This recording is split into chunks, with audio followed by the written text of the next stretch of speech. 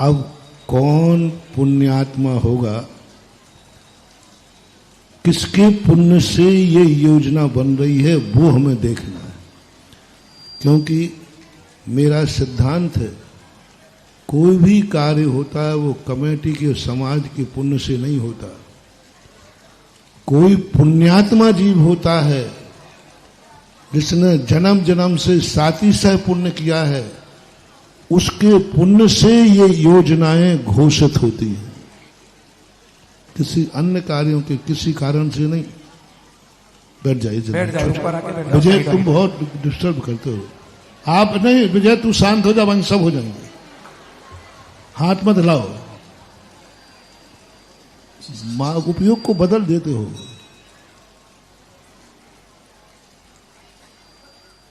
क्या बोल रहा था? पुण्यात्मा के रूप से। हाँ, कोई भी कार्य होता है, तीर्थंकरों का भी जन्म होता है, तो तीर्थंकरों का जन्म किसी क्षेत्र विशेष में होता है, तो तीर्थंकर का पुण्य नहीं है, भगी भागन बस वहां के रहने वाले जीवों के पुण्य से होता है। मरु देवी के गर्भ में तीर्थंकर आए, तीर्थंकर का पुण्य से नहीं आए, मरु देवी के पुण्य से। चातुर्मास अशोकनगर में हो रहा है, मेरे पुण्य से नहीं, अशोकनगर के भक्तों के पुण्य से हो रहा है। तुम कलश बैठाल रहे हो, कलश बैठालने का भाव किसके लिए पुण्य से आया? भक्तों के पुण्य से, जिन्होंने सच्ची भक्ति की है, सच्चे भक्त हैं, उनके मन के भाव होते हैं कि ये कलश मैं बैठा लूं। ये पाठशाला के कलश यहाँ आए, पाठशाला या मेरे पुण्य से नहीं, उन भक्तों का पुण्य था। यही कार्य अभी मैं पारसनाथ मंदिर में गया, वहीं की पाठशाला थी, वहीं विराजमान करा देता, लेकिन वहां विराजमान कैसे हो जाते? दो आत्माओं का ऐसा पुण्य था कि वो कहते बाबा जी वहां विराजमान नहीं करना, हम आ रहे हैं बेगमगंज से और जयपुर से। अब इनके पुण्य ने जो मंगल कलश वहीं के 2 मिनट लगना था, मैं गया ही था सुबह सुबह,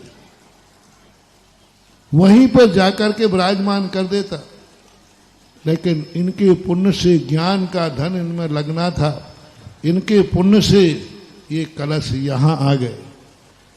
तो पार्श्वनाथ कॉलोनी का सृष्टि तो वहां भी हो जाता, वो यहां इसलिए आया कि ये 2 पुण्यात्मा और आ रहे हैं, तुम तीनों बन जाना। नियम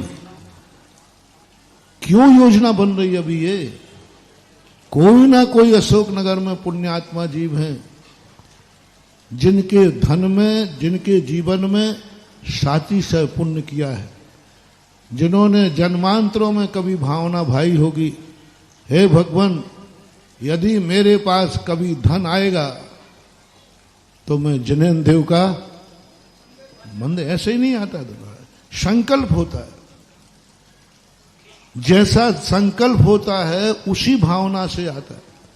यदि कोई पापी जीव भाव कर ले, मेरे पास धन आ जाएगा, मैं पूजा कर रहा हूं, मैं पाठ कर रहा हूं, मैं विधान कर रहा हूं, इसके बदले यदि मेरा धन आ जाएगा तो मैं खूब ऐशो आराम करूंगा, बढ़िया मकान बनाऊंगा, खूब घूमने जाऊंगा, तो पैसा तो आएगा क्योंकि उसने पूजा की है। लेकिन पैसा आने पर पाप के भाव होंगे, जैसे रावण के। रावण ने यही कहा कि मेरे पास पैसा आए तो मैं अपना मकान सोने का बनाऊंगा, ऐशो आराम करूंगा, तो वैसा ही होता है। और जब किसी भव्य आत्मा को यह भाव आता है कि हे भगवान यदि मेरे पास धन हुआ, मेरे खर्च करने के बाद धन बचा, तो भगवान मैं जिनेन्द्र देव का मंदिर सोने का बनाऊंगा। रावण ने संकल्प किया, पूजा के बल पर भगवान से मांग की, सोने की लंका की। भरत चक्रवर्ती ने मांग की कि हे भगवान कभी यदि मेरे पास धन आया तो मैं तेरा मंदिर सोने का बनाऊंगा। और उसने भी पूजा की, दोनों को फल बराबर मिला, धन दोनों को मिला। दोनों को बराबर धन मिला, कोई कमी नहीं थी, अक्षय निधियां मिली। लेकिन एक ने लंका को सोने के बनाने को बना तो उसने सोने की बनाई, नरक चला गया। और एक चक्रवर्ती ने भावना भाई थी कि नहीं, यदि मेरे पास पैसा हो गया तो प्रभु मैं तेरा मंदिर सोने का बनाऊंगा। तो संकल्प के अनुसार धन आया और धन बचने के बाद उसने कैलाश पर्वत पर 72 जिनालय सोने के बनाए। तो ये सब आज की कहानी नहीं है, ये आज तुम जो दान दे रहे हो ये आज की कहानी नहीं है। आज जो तुम दान दे रहे हो ये तुम्हारा आज का भाव नहीं है। तुम समझ रहे हो कि आज का भाव होगा, महाराज वो आपको देख के भाव आ गया, ये सब वो क्या कहते हैं, वो मुंह देखी, ये सब बेफालतू बात है, कुछ नहीं है। ऐसे लोग भी हैं जो हमारी मुंह देख भी मना कर देते, समर्थ होकर के भी, नहीं अपन को नहीं करना। मुझे देख करके तुम्हारे दान के भाव नहीं हो रहे हैं। शास्त्रों में खोजा मैंने, इसके पहले की पीछे की कहानी है कि कभी तुमने भावना भाई होगी कि महाराज का चतुर्मास होगा तो मेरी भावना है यदि 2 पैसे मेरे पास रहे तो मैं महाराज के चतुर्मास का कलश बैठा लूंगा। ये मेरे चतुर्मास का कलश नहीं है, मेरे देखकर कलश नहीं है, ये तुम्हारे पूर्वभव की कहानी है। पूर्वभव में कभी तुमने किसी का चतुर्मास देखा होगा कलश बैठालते और उस समय कहा होगा हे भगवान कभी मैं भी इतना समर्थ होऊंगा कि कभी मैं भी चतुर्मास का पहला कलश, चतुर्मास का कलश बैठा सकूंगा। ऐसा भाव तुमने किया होगा किसी भगवान के सामने, किसी पूजा करते समय, तो परिणाम स्वरूप आपके पास धन आया और धन जब तुम्हारे पास था तभी चतुर्मास किया और जब ही चतुर्मास का तो आपने कलश बैठाला। सुन रहे हो रे दोनों चक्रवर्ती हो? हाँ हाँ, प्रथम सब नियम से है, पूर्व की कहानी। जितने भी कोई भी धार्मिक कार्य हो आज उनके पुण्यात्मा जागा है, किन्हीं जीवों ने ये भाव किया होगा अशोकनगर में कि हे भगवान कभी मेरे पास धन होगा तो मेरा मन है कि जहां मैं रहूं वहां का मंदिर पूरा मैं बनाऊं। यदि मेरे पास धन आ गया जिनेन्द्र देव का मंदिर मैं बनाऊंगा, जिस नगर में मैं रहूंगा उस नगर का बनाऊंगा, जिस तीर्थ में मुझे लगेगा मैं तीर्थ में बनाऊंगा। जैसा भाव किया होगा, यदि आपने भाव किया होगा कि मेरे पास धन रहेगा तो मैं एक तीर्थ क्षेत्र बनाऊंगा और तीर्थ का मूल नायक मंदिर बनाऊंगा, ये तुम्हारा भाव किया होगा नियम से, तभी उसके अंदर अभी जो मैं विहार करते आ रहा हूं कितने तीर्थों पर स्थापना हुई और पाषाण का मूल मंदिर एक एक व्यक्ति बना रहा है। वहीं से शुरू कीजिए, बहोरी बंद से चलिए गोशलपुर, गोशलपुर से चलिए लमेटा, बचैया, ये सब क्षेत्रों पर एक एक व्यक्ति मंदिर बना रहा पाषाण का। और छोटा मोटा नहीं, हमारे हाथ से छोटा काम तो होते ही नहीं। इतना बड़ा 15-15, 20-20 फुट की मूर्तियों के लायक पाषाण का मंदिर बना रहा। कुंडलपुर जैसा मंदिर बनाने का संकल्प है एक परिवार का। अब कैसे होगा उसके परिवार? मैंने कहा भाई तुमने कभी सोचा था? बोले नहीं सोचा था। मैंने कहा मैं बताता हूं सोचा था, मेरे पास तुम्हारी एक चिट्ठी रखी है।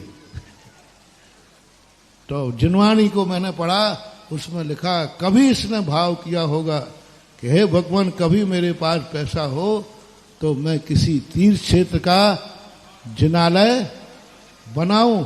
उस संकल्प से धन मिला, निमित्त मिला और आज तेरे हाथ से तीर्थ क्षेत्र का बड़ा मंदिर बना। ऐसा ही किसी व्यक्ति ने भाव किया होगा,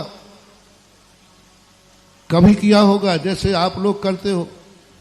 यदि आपकी जिंदगी में किराए के मकान में हो, मकान अच्छा है किराए का भी, लेकिन क्या भाव होता है कि घर का मकान कब हो? जब भी चर्चा करते हो भैया इतना हो जाए भगवान, कम से मकान घर का।